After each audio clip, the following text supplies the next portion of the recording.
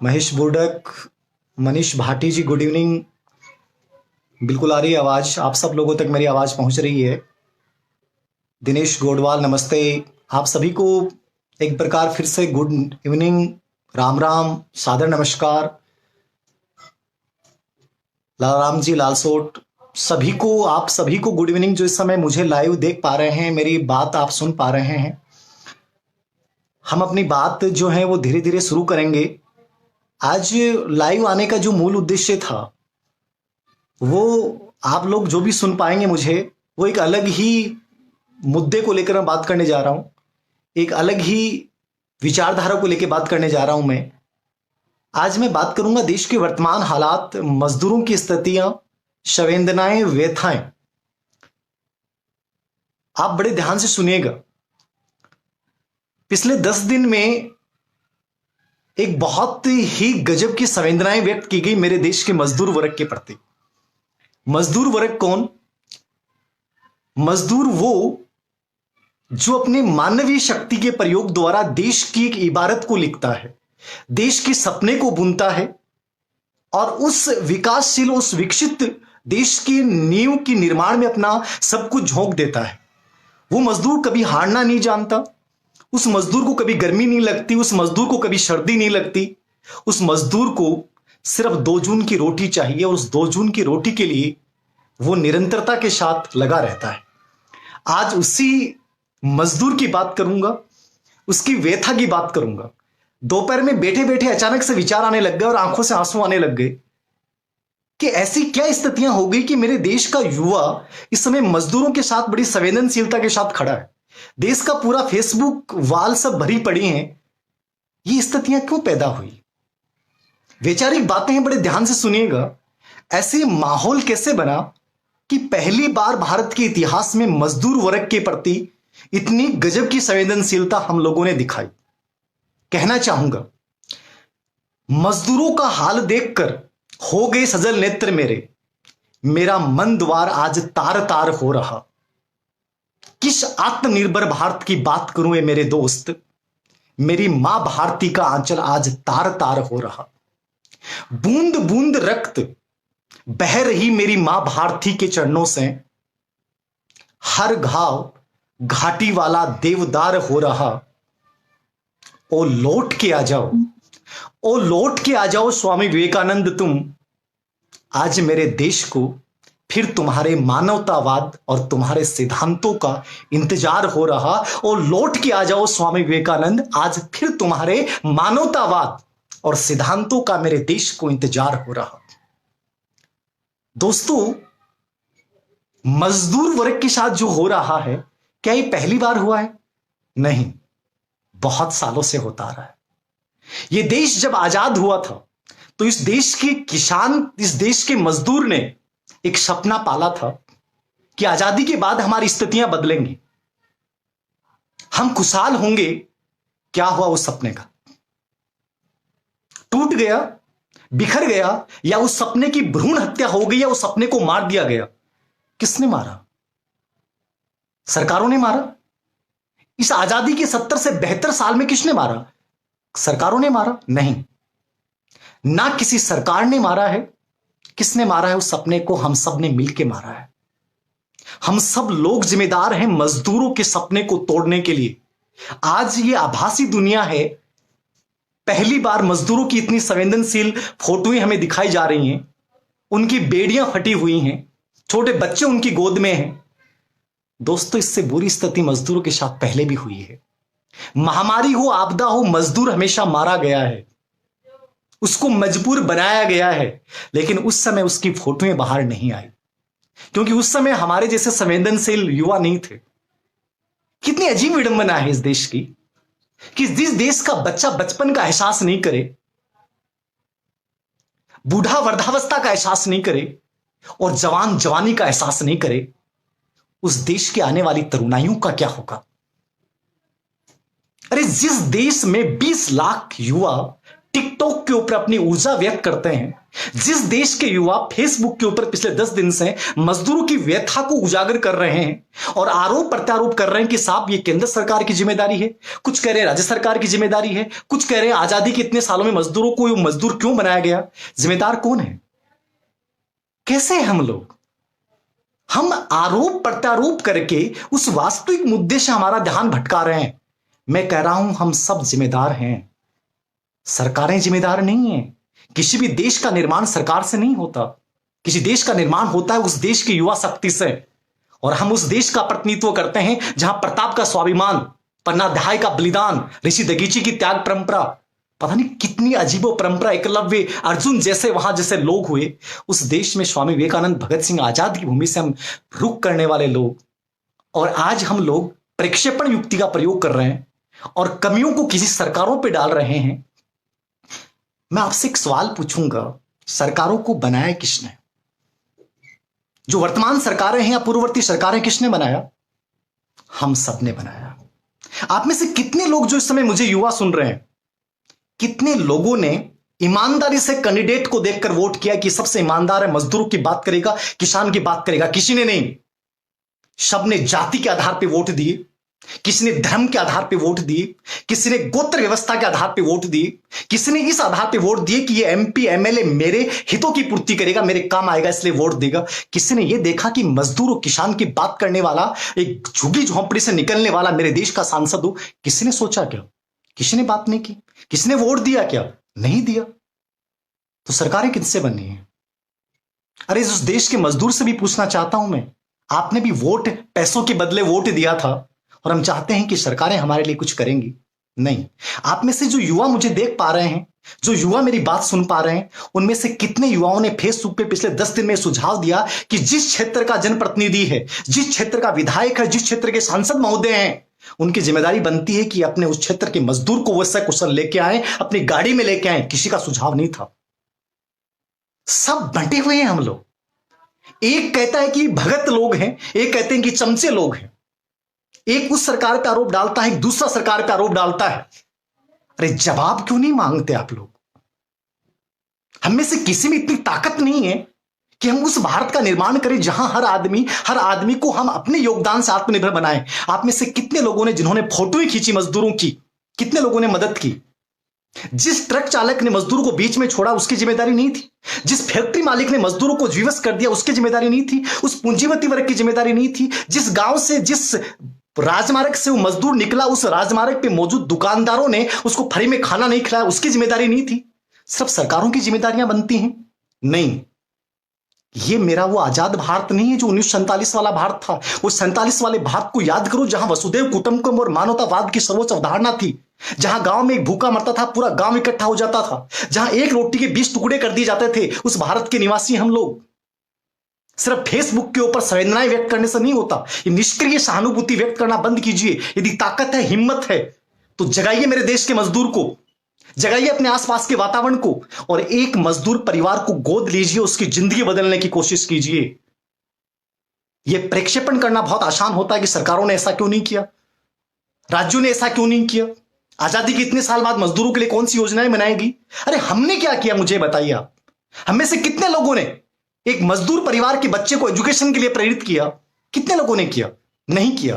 पिछले 10 दिन में हम सब लोग आभासी दुनिया में बैठ के और फेसबुक के ऊपर अपना समय व्यर्थ गंवाते हैं। आप में से कितने लोगों ने रचनात्मक गतिविधियों में अपना समय व्यर्थ किया? कितने लोगों ने भारत की बात की, इंडिया की बात की? किसने भी राष्ट्र की बात की क्या? नहीं की। अरे जापान से सीखिए आप। वहां उस देश के नागरिक उस देश की शासन व्यवस्था पे प्रशंसा नहीं लगाते। उस देश के नागरिक उस देश की शासन व्यवस्था में यदि कमी है तो उसको सुधारते हैं और सुधारने के बाद अपना प्रयत्न करके उस देश को सुंदर बनाते हैं। इसलिए जापान सबसे आगे है इतनी विपदाओं के बावजूद, और भारत छोटी सी विपदा से गुजरता है। हम लोग कानूनों को तोड़ने में सबसे आगे, ट्रैफिक के नियमों को तोड़ने में सबसे आगे, लॉकडाउन को तोड़ने में सबसे आगे, और हम बात करते हैं कि सरकारें हमारे लिए कुछ करेंगी। नमन करता हूं मेरे देश के युवा वीरों को। ऐसे ही बदलेगा भारत। जिस राह पे हम लोग चल रहे हैं, मुझे नहीं लगता कि मेरा देश बदलने वाला है। बदलना है तो पहले खुद को बदलो। मुझे आज भी याद है कि 6-7 महीने पहले मैं झुंझुनू में कटिंग करवा रहा था। उस कटिंग करवाते वक्त एक लड़का रोने लग गया, कटिंग कर रहा था वो। तो उस पास वाले ने पूछा कि चिंता मत कर, पैसों की व्यवस्था हो जाएगी। मैंने पूछा क्या? मैं जानता नहीं था उस व्यक्ति को। उसने कहा कि इसको बाहर जाना है आज, और इसको आज 10,000 रुपए चाहिए। मैं उस आदमी को जानता नहीं था, मुझे पता था कि मजदूरों गरीबी की व्यथा क्या होती है। दोस्तों, ये मैं प्रशंसा नहीं कर रहा। मैंने उस व्यक्ति को कहा कि अपने फोन पे एटीएम नंबर दे देना, शाम को पैसे पहुंच जाएंगे, तेरे पास हो तो दे देना। उस व्यक्ति ने अभी तक पैसे नहीं दिए मुझे चाहे, लेकिन मैंने उसको सहायता की, मुझे अच्छा लगा।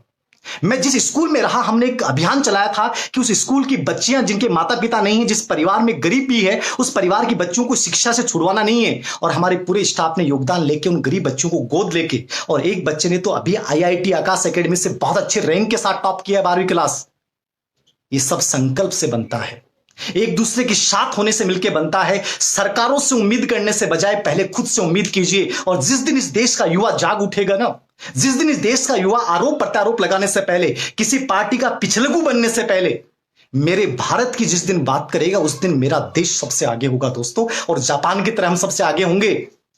लेकिन हमें तो मौका ही नहीं है पार्टियों की पिछलगू करने में। हम तो वोट इस आधार पे करते हैं कि मेरी विचारधारा उससे जुड़ी हुई है। विचारधारा मेरे देश से होनी चाहिए, मेरे भारत से होनी चाहिए, मेरे स्वामी विवेकानंद के सपनों से होनी चाहिए। कितने लोगों को है? किसी को नहीं। सब हम व्यक्तिगत स्वार्थों के अधीन होकर, धर्म जाति गोत्र के आधार पर बंटकर, एक दूसरे पे आरोप प्रत्यारोप लगाकर उस भारत का निर्माण कर रहे हैं। मुझे तो लगता है कई बार मन से विडंबनाएं निकलने लग जाती हैं। ये मौसम बागी बागी लगता है, फूल फूल बागी लगता है, ये चंदा तारे अत्यारे हैं, अंबर भी दागी लगता है। चर्चों का माहौल नहीं है, पूजा का परिवेश नहीं है, मंदिर मस्जिद लड़ा रहे हैं, ईशा का संदेश नहीं है। शीश कलम तो कर दिया है गांधी और विवेकानंद के अरमानों का। ऐसा लगता है हम सब मिलकर फिर काटेंगे टुकड़ा हिंदुस्तान का। मुझे ऐसा भारत नहीं चाहिए दोस्तों। ये वक्त कठिनता का है, ये वक्त विपदा का है, ये वक्त महामारी का है। इस वक्त में हम सब मिलकर संगठित होकर ऐसे रचनात्मक कार्य करें कि उस मजदूरों की आंखों में जो आंसू आए उनको पहुंचे, उनकी फोटोएं डालकर उनको ये मत दिखाएं कि तुम्हारे साथ देखो सरकारें क्या कर रही हैं। हम उनको ये संबल दें कि भारत का आम आदमी तुम्हारे साथ है, और हम सब मिलकर इस विपदा को लड़ेंगे। केवल विपदा सरकार अकेली नहीं लड़ सकती, कोई भी राष्ट्र आगे सरकारों के दम पे नहीं बढ़ सकता। सरकार, देश आगे बढ़ता है जब आम आदमी साथ कंधे से कंधा मिला के चलता है। तो कोशिश ये करें कि आरोप प्रत्यारोप और पार्टी की जो पिछलगुई राजनीति है आप लोगों की, कोई किसी का समर्थक बनाए, कोई किसी का समर्थक बनाए। यदि समर्थक बनना है तो मेरे भारत का बनिए, उस हिंदुस्तान का बनिए जहां वसुदैव कुटुंबकम की अवधारणा, मानवतावाद की अवधारणा, एक दूसरे की मदद की अवधारणा, वो हमें हमारी संस्कृति ने सिखाया है। ये नहीं सिखाया हमारी संस्कृति ने कि हम आभासी दुनिया में रह के आरोप प्रत्यारोपों को लगाकर, बहुत अच्छी अच्छी फोटोएं लगाकर, उन मजदूरों की व्यथा को व्यक्त करके हम टिकटॉक की वीडियो बनाकर और इस देश को आगे बढ़ाने में योगदान देंगे। मुझे नहीं लगता कि इस देश को बढ़ाने में योगदान दे रहे हैं। इस देश को हम पीछे ले जाने में सबसे बड़ा योगदान इस देश का युवा दे रहा है। तो कोशिश ये करें कि जाति धर्म गोत्र को भुलाकर एक बार मेरे भारत के निर्माण के लिए लड़ाई करें आप। अरे कड़ी से कड़ी जुड़ती हैं। जिस देश में महाराणा प्रताप के पास संसाधन नहीं थे, उस महाराणा व्यक्ति के दांत खट्टे कर दिए। हमारा देश भी बदलेगा, लेकिन कब बदलेगा? जब हम जाति धर्म से ऊपर उठ के देश की बात करेंगे, जब हम आम आदमी की बात करेंगे, जब आपस में एक श्रृंखला बना के कड़ी बनाकर उस हर व्यक्ति की मदद करेंगे जो आज लड़खड़ा रहा है, बिखर रहा है। उस व्यक्ति की जिस दिन हमने मदद कर दी सच्चे दिल से, दिखावा नहीं करना है, फोटो नहीं खिंचानी है हमें, लेकिन हम आपस में ऐसा संगठन बना के कुछ भी कर सकते हैं और मेरा देश बदलना शुरू हो जाएगा दोस्तों। कई बार तो लगता है मन से पीड़ाएं निकलने लग जाती हैं। पूरा वातावरण अजीब सा कलुषित सा बना हुआ है, मन नहीं करता। फेसबुक चलाओ तो इतनी गंदी गंदी पोस्टें हैं।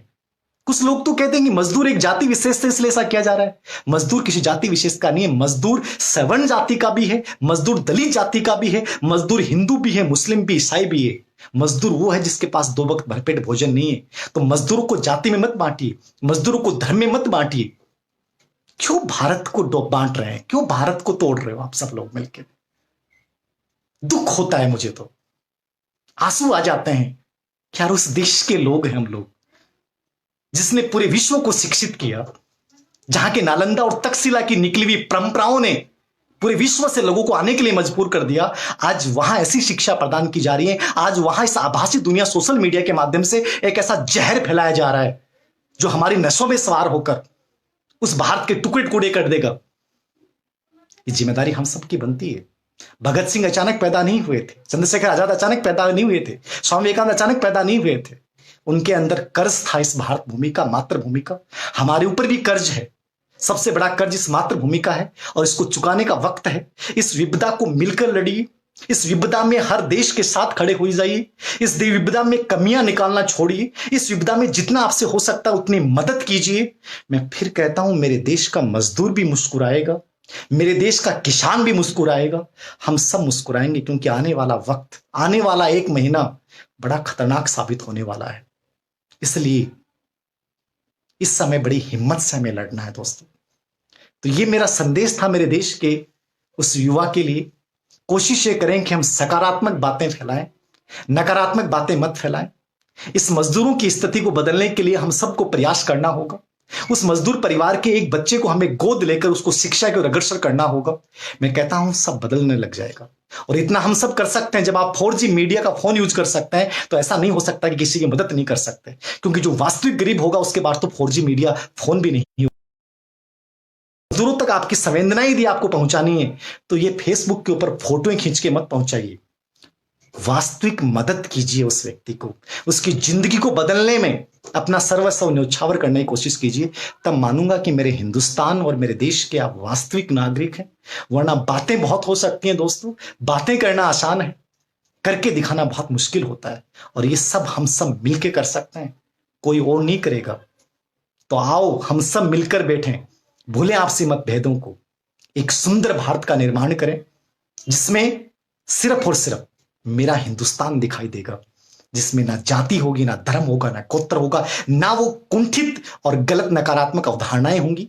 सरकारें हम सब से मिलकर बनी हैं, हम सरकारों को बनाते हैं। आप में दम है तो कोशिश ये करें कि ऐसे लोगों को चुने जो इस देश के मजदूर किसान की बात करे और वास्तविक प्रश्नों में से निकले। उस समय किया करो ये बातें। उस समय तो आपके पास समय नहीं होता, उस समय हम व्यक्तिगत स्वार्थों में उलझे हुए होते हैं। और आज हम मजदूरों की बात करते हुए, किसानों की बात करते हुए, उनकी फोटोएं डालकर सरकारों के ऊपर दोषारोपण करके बड़ी संतुष्टि प्राप्त करते हैं।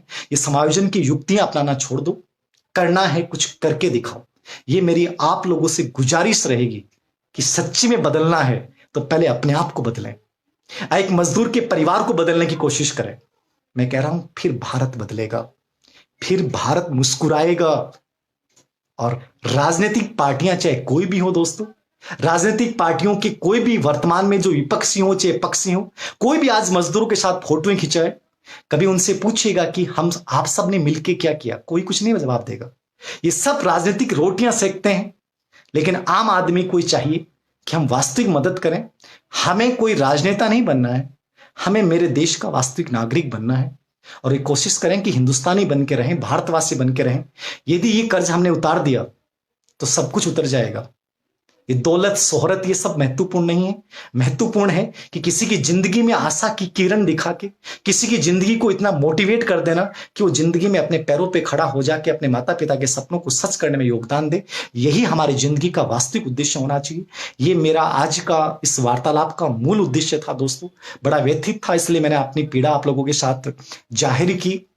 उम्मीद करता हूं कि आप लोग इस संदेश को बहुत आगे तक पहुंचाएंगे और कोशिश करेंगे कि हम सब मिलकर इस पीड़ा को एक आभासी दुनिया से, सोशल मीडिया से बाहर निकाल के वास्तविक धरातल पे उतार के, ये जो डेली पोस्टें आती है ना, इन सब से दूरी बनाकर हम वास्तविक रूप से कार्य करें। फोटो खिंचाने की आवश्यकता नहीं, हम कर सकते हैं। और मेरा एक सपना है, मैं 2 साल से एक सपना सोच रहा हूं, वो सपना बहुत जल्दी मैं पूरा करूंगा आपके सामने।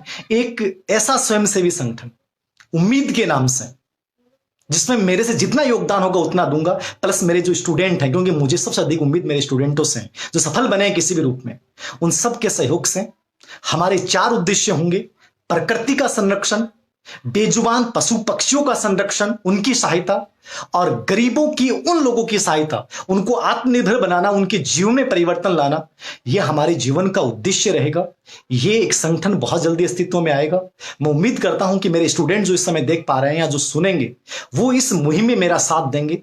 ये एनजीओ निस्वार्थ भाव से होगा, इसकी कोई महत्वाकांक्षा नहीं होगी, इसमें कोई पद व्यवस्था नहीं होगी, केवल एक उद्देश्य होगा, नव भारत का निर्माण हम सबके सहयोग से, और हम करेंगे क्योंकि हम उस देश के वासी हैं जहां प्रताप का स्वाभिमान झलकता है, भगत सिंह का इनकलाब झलकता है, आजाद का आत्मसम्मान झलकता है, उधम सिंह की देश के प्रति त्याग प्रेरणा झलकती है। तो उस देश के जब वासी हैं, उस देश के जब युवा हैं, मुझे उम्मीद है कि हम सब मिलकर बहुत जल्दी एक बार फिर एक हंसते खेलते भारत का निर्माण करने में योगदान देंगे। दोस्तों, आप सबने मुझे सुना, मेरी बातों को ध्यान दिया। आगे भी इसी प्रकार आपकी कोई, आज मेरा प्रतियोगी एग्जाम को लेकर कोई उद्देश्य नहीं था, जो कंपटीशन एग्जाम को लेकर बच्चे आए हैं उनकी समस्याओं के लिए बहुत जल्दी लाइव या कोई वीडियो बनाऊंगा, उसमें आपकी समस्याओं पे मैं चर्चा करूंगा।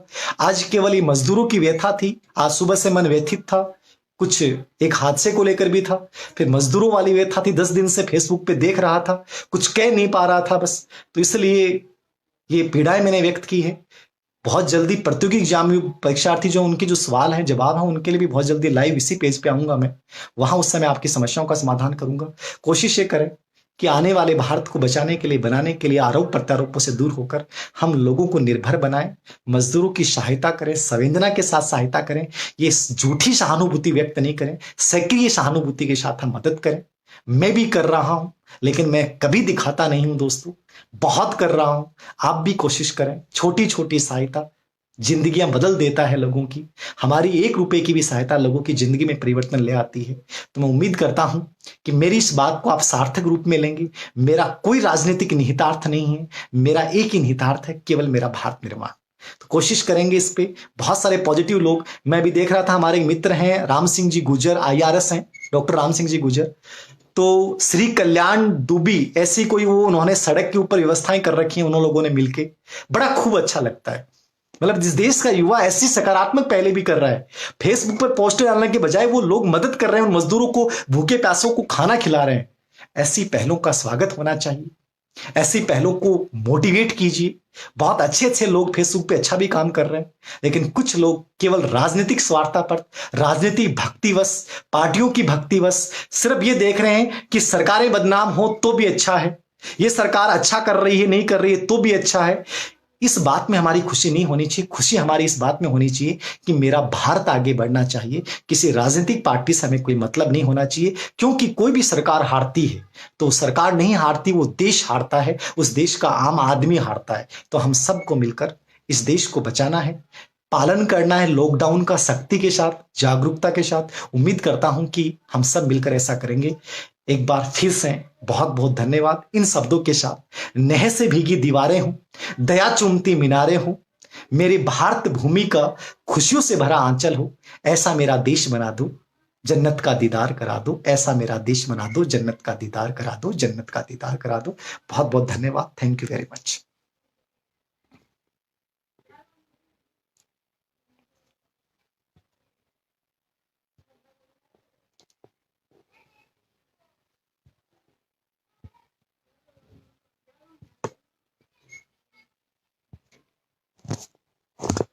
आप सभी को एक बार फिर से गुड इवनिंग, नमस्कार।